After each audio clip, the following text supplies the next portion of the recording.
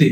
10 सितंबर 1949 को भीमराव अंबेडकर ने constitution drafting committee में एक प्रपोजल रखा था और वो प्रपोजल था कि संस्कृत को नेशनल लैंग्वेज बनाया जाए। आपको बता दूं 10 सितंबर से लेके 14 सितंबर तक ये कॉन्स्टिट्यूशन ड्राफ्टिंग कमेटी में एक ही डिबेट हुआ था कि भारत का ये ऑफिशियल लैंग्वेज और नेशनल लैंग्वेज किसे बनाया जाएगा।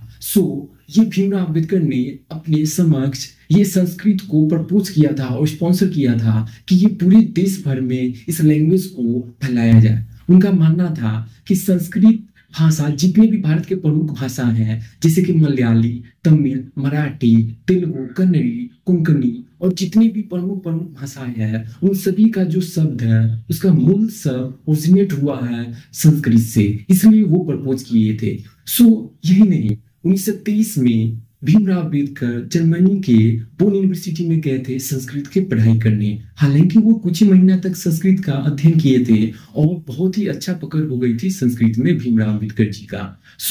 जब 10 सितंबर 1949 को वो प्रपोज किए थे कि संस्कृत को ऑफिशियल लैंग्वेज बनाया जाए भारत का, तो आप गेस करिए सबसे बड़े इसके विरोधी कौन थे। तो इस आइडिया के सबसे विरोधी थे हमारे देश के सबसे प्रथम प्रधानमंत्री पंडित जवाहरलाल नेहरू। आपको बता दूं कि भीमराव अंबेडकर आजाद भारत के सबसे पहले कानून मंत्री बनाए गए थे ये पंडित जवाहरलाल नेहरू के द्वारा, क्योंकि इनका बहुत ज्यादा पॉपुलरिटी था महाराष्ट्र में मोहर कम्युनिटी के बीच, क्योंकि वो सोशल जस्टिस पे ज्यादा फोकस करते थे। इसलिए वो चाहते थे संस्कृत जस्ट ब्राह्मण या पंडित या इलाइट के द्वारा ही ये भाषा को पढ़ाया जाए। इस भाषा का हर एक क्लास, हर एक कास्ट, हर एक क्रीड, हर एक सोसाइटी के द्वारा पढ़ा जाए, चाहे वो गरीब हो या अमीर हो, क्योंकि ये भाषा बहुत ही प्योर था और है भी प्योर। आपको बता दूं कि 1956 में एक कमेटी बैठाया गया था जिसका नाम था संस्कृत कमीशन कमेटी।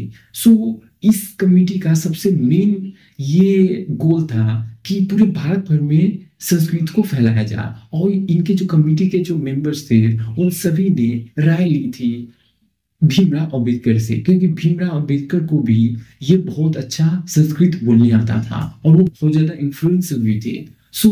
उनको ये कमीशन जो था 1956 में बैठाया गया था संस्कृत कमीशन, और जो 1957 में इसे रिपोर्ट देने वाली थी भारतीय सरकार को संस्कृत के प्रति कि इसे फैलाया जाए संस्कृत को।